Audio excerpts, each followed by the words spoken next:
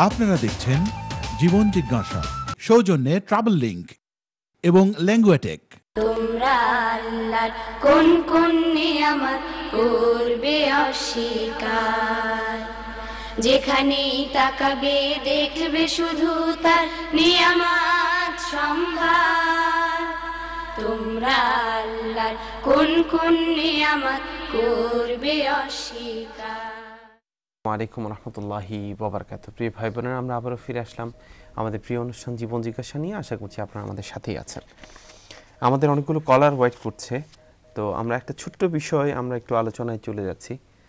এই বিষয়টি অনেক ভাই বোন বিশেষ করে ওয়েট করছেন এই জবাবটার জন্য। সেটা হচ্ছে একজন ইমাম বলেছেন যে মসজিদে হারামের মধ্যে মহিলাদের নামাজের জন্য যেন তারা না যায়, নামাজের জন্য বিশেষ করে তারা যেন হোটেলে নামাজ পড়ে আর তাওয়াফের জন্য যেন যায়, এরকম একটি ব্যাখ্যা বা এরকম একটি অভিমত তিনি তার মুসল্লিদের জন্য দিয়েছেন। এখন সত্যিকার অর্থে অনেকে এটা নিয়ে একটু পেরেশান, তো এই জন্য ইসলামের রিয়েল বিষয়টা অনেক সময় জীবন জিজ্ঞাসার কাছে এসে একটু সবাই জানার চেষ্টা করে। আমরা চেষ্টা করছি ইনশাআল্লাহ কোরআন হাদিসের আলোকে এই বিষয়টি সত্যিকার অর্থে কী। আমরা চলে যাচ্ছি শেখের কাছে, এই বিষয়টি আপনি একটু যদি বলেন। ধন্যবাদ। আসলে মহিলাদের মসজিদে যাওয়া এটা হচ্ছে মৌলিক একটা বিষয়। মহিলাদের মসজিদে যাওয়ার ব্যাপারে ইসলামের দৃষ্টিভঙ্গি কি, এই ব্যাপারটার সাথে এটা অনেকটা জড়িত আছে। ইসলাম নর এবং নারী উভয়ের জন্য দিন হিসেবে আল্লাহ প্রেরণ করেছেন এবং আল্লাহ নবীর মাধ্যমে সেটা প্রতিষ্ঠিত করা হয়েছে। আল্লাহ নবীর যুগে মহিলারা মসজিদে নামাজ আদায় করেছেন, হজরত আবু বকর রাদিয়াল্লাহু তাআলা আনহুর যুগেও নামাজ আদায় করেছেন। এমনকি হজরত ওমর রাদিয়াল্লাহু তাআলা আনহুর যুগে যখন মুসলমানদের সংখ্যা বেড়ে গেছে তখন মহিলাদেরকে নিরুৎসাহিত করা হয়েছে, কিন্তু নিষেধ করা হয়নি। তাদের জন্য মসজিদে নববীতে নামাজের ব্যবস্থা রাখা হয়েছে। এমনকি হজরত ওমর রাদিয়াল্লাহু তাআলা আনহু যখন তিনি ফজরের নামাজের লাইন সোজা করতে গিয়ে দুর্বৃত্তের হাতে তীর নিক্ষিপ্ত হয়ে তিনি আহত হয়ে পড়েন, তখনও তার স্ত্রী ওই জামাতে উপস্থিত ছিলেন, যার নাম ছিল আতিকা। কাজেই এটা হচ্ছে মুসলমানদের ট্রেডিশন। তবে মহিলাদের বিশেষত মহিলারা যেহেতু বাচ্চা লালন পালন সংসার দেখাশোনা আছে, এই জন্য একজন মহিলা এসে আল্লাহ নবীকে জিজ্ঞাসা করলেন, ইয়া রাসূলুল্লাহ, যে আমি তো আপনার সাথে নামাজ আদায় করতে চাই জামাতে মসজিদে নববীতে, কিন্তু আমাকে ঘরেও নামাজ আদায় করতে হয়। তখন আল্লাহ নবী এই মহিলার প্রশ্নের উত্তরে তিনি বলেছেন যে তোমার জন্য ঘরে নামাজ আদায় করা মসজিদে নামাজ আদায়ের চেয়ে উত্তম। এই বক্তব্য থেকে আমরা এবং ইসলামিক স্কলাররা গভীরভাবে চিন্তা করে এই কথাই বলেছেন যে মহিলাদের যেহেতু সংসার করা, পুরো মানবতার প্রতি তাদের যে অবদান, সন্তান জন্ম দেয়া, সন্তানের লালন পালন, ঘর শৃঙ্খলা রাখা, এগুলো অনেক বড় দায়িত্ব। যদি তারা 5 বারে মসজিদে আসেন বারবার, তাহলে এই কাজগুলো এই দায়িত্বগুলো ব্যাহত হবে। এই জন্য আল্লাহ পাক তাদের প্রতি দয়ালু হয়েছেন। আল্লাহ নবীর মাধ্যমে ঘোষণা করেছেন, তুমি যদি মসজিদে নববীর পাশে থেকে মসজিদে নববীতে সংসারের দায়িত্বের কারণে আসতে নাও পারো, আল্লাহ তোমাকে সেই সওয়াব দান করবেন, তোমার ঘর তোমার জন্য উত্তম। একইভাবে কেউ যদি মক্কাতে বাস করেন কিন্তু তার সংসারের দেখাশোনার জন্য তিনি মসজিদে হারামে না এসে যদি ঘরে নামাজ আদায় করেন সংসারের খাতিরে, আল্লাহ পাক তাকে কিন্তু 1 লক্ষ রাকাতের সওয়াব ঘরে পড়লেও দান করবেন। এটা হচ্ছে জেনারেল বক্তব্য ইসলামের। কিন্তু অত্যন্ত দুঃখের ব্যাপার হলো যে আল্লাহ নবী যে দিনকে পরিপূর্ণ করে গিয়েছেন, আল ইয়াউমা আকমালতু লাকুম দীনাকুম ওয়া আতমামতু আলাইকুম নি'মাতি, ঘোষণা এসেছে। আল্লাহ নবী যেই অবস্থায় তাদেরকে রেখে গেছেন, এখন অনেকের পরবর্তীতে এই আলেম এই বলেছেন, ওই শায়েখ এই বলেছেন, ওই ইমাম এই বলেছেন, এত অন্যদের কথা আমরা ব্যস্ত হয়ে গেছি, সরাসরি কোরআন এবং সুন্নাহ থেকে অনেক দূরে সরে যাচ্ছে। আর এর প্রেক্ষাপটে হয়েছে কি, আমাদের মধ্যে আমাদের সোসাইটিতে এমন একটা অনেক জায়গায় ধারণা হয়েছে যে মহিলাদের মসজিদে ঢুকাটাই নিষেধ। তার যদি সুযোগও থাকে, এমনকি তালিমের জন্য, শিক্ষার জন্য, দর্শে উপস্থিত হওয়ার জন্য, হজের ট্রেনিংয়ে উপস্থিত হওয়ার জন্য মসজিদে যদি তাদের পৃথক ব্যবস্থা থাকে, এটাকেও তারা নিরুৎসাহিত করেন। আর এর প্রেক্ষাপটে আমরা ঘরে ঘরে তসলিমা নাসরিনের জন্ম দিচ্ছি, ঘরে ঘরে নাস্তিক আমরা জন্ম দিচ্ছি, দিন থেকে তাদেরকে আমরা দূরে সরিয়ে দিচ্ছি। অথচ আল্লাহ নবীর তাকওয়া কি আমাদের চেয়ে কম ছিল? হযরত আবু বকরের তাকওয়া কি আমাদের চেয়ে কম ছিল? হ্যাঁ, তারা ফিতনা হয় এই কোনো প্রক্রিয়ায় মসজিদে আসতে পারবে না। শুধু মসজিদ না, যে কোনো জায়গায় তারা ঘর থেকে বের হতে পারবে না, তারা ঘরেই অবস্থান করবে, এটা নিয়ম। মসজিদের ঘর থেকে যদি তারা পারফিউম ইউজ করে বের হয়, খুব বেশি সাজসজ্জা করে বের হয়, অথবা খুব চমৎকার কাপড় চোপড় ইত্যাদি ঝলমল করে বের হয়, এটা শুধু মসজিদে আসার জন্য নিষেধ না, অন্য কোথাও যাওয়ার জন্য নিষেধ। সব জায়গায় তারা ঘর থেকে বের হবে খুব সিম্পল কাপড়ে এবং খুব বাহ্যিক সাজসজ্জা ছাড়াই বের হতে হবে, এটা নিয়ম। এখন একজন মহিলা হাজার হাজার টাকা পাউন্ড খরচ করে মক্কাতে গেল, তার মনের যে একটা স্যাটিসফ্যাকশন যে মসজিদে হারামে তিনি নামাজ আদায় করবেন। হোটেলে নামাজ আদায়ের যে পরিবেশ, মসজিদে হারামের পরিবেশ এক নয়। হ্যাঁ, তিনি যদি মনে করেন যে তার মসজিদে যাওয়াটা ফিতনার কারণ হতে পারে কারো কারো, তখন তিনি যদি হোটেলে আদায় করেন এটা তার জন্য ভালো হবে এবং সেটা তিনিও পরিপূর্ণ সওয়াব হোটেলেও নামাজ আদায় করে পাবেন।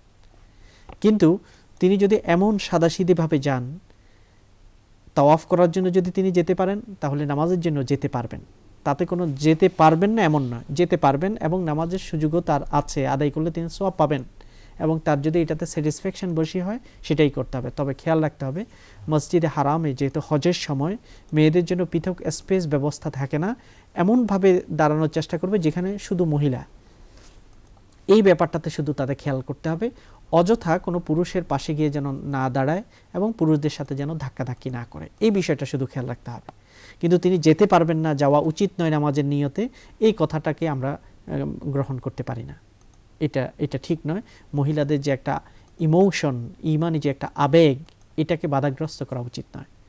তবে যারা খুব বেশি যুবতী অথবা সাজসজ্জা করার খুব ইচ্ছে, তারা এই কাজগুলো যেন মক্কা নগরীতে থাকা অবস্থায় না করেন, খুব সাদাসিধেভাবে এবং খুব নিজেদেরকে আবৃত করে, বিশেষ করে এমনভাবে বোরকা ইত্যাদি পরিধান করা যার কারণে কারো দৃষ্টি তাদের প্রতি পড়বে না। এমনকি পুরুষের যখন বেশি থাকে তখন যেন তারা নেকাবও ব্যবহার করেন এহরাম অবস্থায় যদি না থাকেন, এবং পৃথকভাবে তারা মহিলাদের যেই সাইডে মহিলা বেশি সেইখানে যেন দাঁড়িয়ে নামাজ আদায় করেন, এই বিষয়গুলোকে খেয়াল রাখতে হবে। সার্বিকভাবে মসজিদে মহিলাদেরও স্পেস করা দরকার, মহিলাদের যাওয়ার ব্যবস্থা করা দরকার। 5 ওয়াক্ত নামাজে তাদেরকে আজানের পরপরই মসজিদে যেতে হবে না, কিন্তু তাদের জন্য পৃথক যেন দার্সের ব্যবস্থা হয়, শিক্ষার ব্যবস্থা হয়, একটা এনভায়রনমেন্ট যেন দেওয়া হয়। আমরা পুরুষরা ঈদের নামাজে আল্লাহু আকবার আল্লাহু আকবার তাকবীর বলে ঈমানি আবেগ নিয়ে আসি, কিন্তু আমাদের মহিলারা কয়েকদিন ধরে তারা শুধু পিঠা বানাচ্ছে, খাবারই তৈরি করছে, ঈমানের যে একটা স্পিরিট তারা ঈদ উপলক্ষে তারা সেটাকে তৈরি করতে পারে না। আমরা যে তাদেরকে বঞ্চিত করছি, এটা খুবই অন্যায় করছি না। তাদের জন্য দিন আসছে, বরং তাদের সাংসারিক কাজ কিছু কমিয়ে দেওয়ার জন্য আমরা চেষ্টা করব, দিনের জন্য যেন তারা সময় বেশি ব্যয় করতে পারে।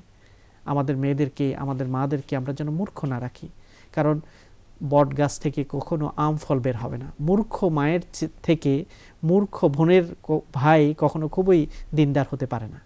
এজন্য পুরো পরিবারটাকে আমরা ওইভাবেই শিক্ষিত করে গড়ে তুলব। ইসলামী ইলম চর্চার ব্যবস্থা আমাদের ঘরে করব, মসজিদে করব, কমিউনিটিতে করব, এই ব্যবস্থাগুলো যেন আমরা রাখি। গোনামির কোনো স্থান নেই। আল্লাহ নবী, হযরত আবু বকর, হযরত ওমর, অন্যান্য সাহাবায়ে কেরাম যেভাবে করেছেন সেটাই হচ্ছে আমাদের জন্য খুব বড় আদর্শ। এমনকি আল্লাহ নবীর যুগে আমরা আমাদের এখনকার মসজিদগুলোতে তো আলহামদুলিল্লাহ খুব সুন্দর ব্যবস্থা, পৃথক তাদের জন্য মসজিদ বা রুমের ব্যবস্থা আছে, পর্দার ব্যবস্থা আছে। আমরা যদি আল্লাহ নবীর যুগের দিকে তাকাই তাহলে পুরুষের লাইন, বাচ্চাদের লাইন, তারপরে মহিলাদের লাইন, পৃথক রুমে ছিল না, পৃথক দরজা ছিল কিন্তু পৃথক ঘর ছিল না। এই ব্যাপারগুলো আমাদেরকে খেয়াল রাখতে হবে। আল্লাহ পাক আমাদের সকলকে যেন সঠিকটা বুঝার এবং সেই অনুযায়ী আমল করার তৌফিক দান করেন। অতিমাত্রায় আমরা যেন বাড়াবাড়ি না করি, খুব বেশি হালকা হয়ে নেওয়া যাওয়া উচিত, খুব বেশি কড়াও না হওয়া উচিত। ইসলাম হলো মধ্যপন্থা এবং মধ্যপন্থা অবলম্বন করার মধ্যেই আমাদের জন্য কল্যাণ রয়েছে। আশা করি আপনারা বুঝতে পেরেছেন। এবং আরেকটি প্রশ্ন সেই সাথে আসছে যে কোরবানি 2টা করা, যদি কেউ মক্কাতে দীর্ঘদিন থাকে, 15 দিনের উপরে থাকে, এটা কি ভালো কিনা? হ্যাঁ, কোরবানি 2টা করা যেতে পারে। একটা হচ্ছে ওমরা এবং হজ, যারা তামাত্তু এবং কেরান করবে তাদের জন্য তো এটা করতেই হবে, একটা ওমরা, একটা কোরবানি। এবং এর বাইরেও যদি আরেকটা কোরবানি তিনি করতে চান তাতে কোনো আপত্তি নেই, তবে এটা করাটা জরুরি নয়। একটা কোরবানি তার জন্য ওয়াজিব হয়। ধন্যবাদ। আশা করি এর মাধ্যমে আমাদের সকলেরই সন্দেহগুলো দূরীভূত হবে ইনশাআল্লাহ। জি, আমরা যাচ্ছি কলে, দেখি কে আছেন। আসসালামু আলাইকুম। আসসালামু আলাইকুম।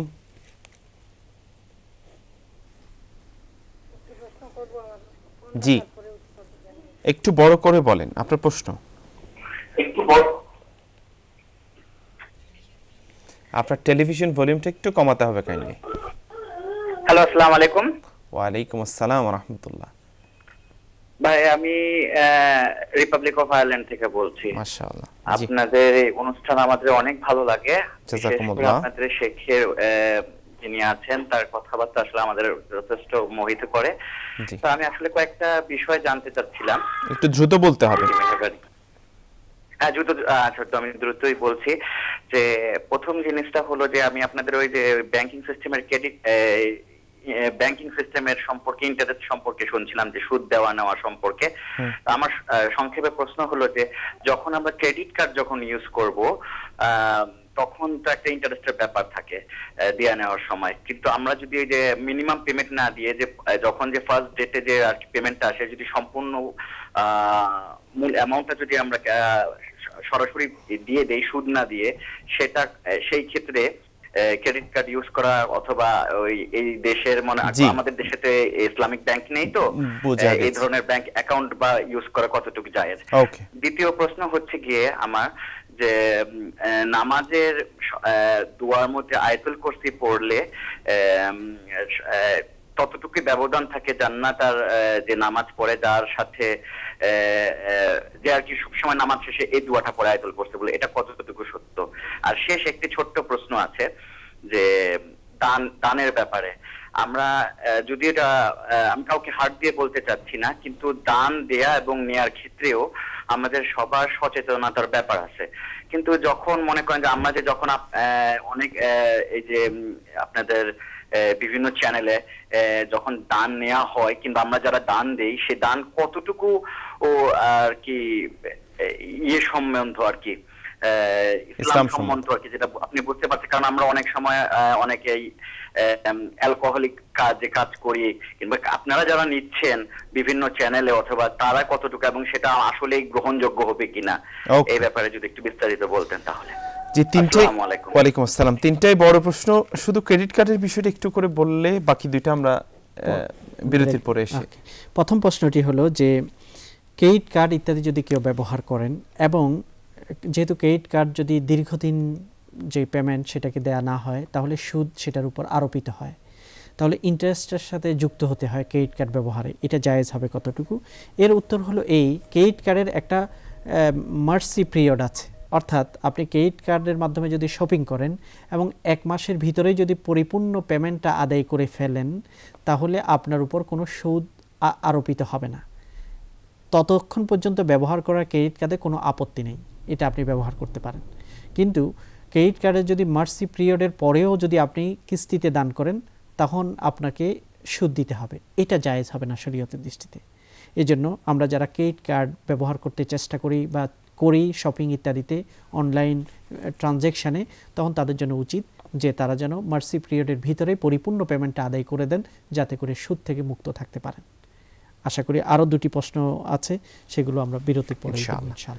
জি, একটু আপনাকে অপেক্ষা করতে হচ্ছে, ইনশাআল্লাহ ফিরে এসে আপনার প্রশ্নের উত্তর দিব। যাচ্ছি ছোট্ট বিরতিতে, দেখা হচ্ছে কিছুক্ষণ পরে। আসসালামু আলাইকুম ওয়া রাহমাতুল্লাহি ওয়া বারাকাতুহু। তোমরা আল্লাহর কোন কোন নিয়ামত করবে অস্বীকার, যেখানেই তাকাবে দেখবে শুধু তার নিয়ামত সম্ভার। তোমরা আল্লাহর কোন কোন নিয়ামত করবে অস্বীকার। আপনারা দেখছেন জীবন জিজ্ঞাসা, সৌজন্যে ট্রাভেল লিংক এবং ল্যাঙ্গুয়েটেক।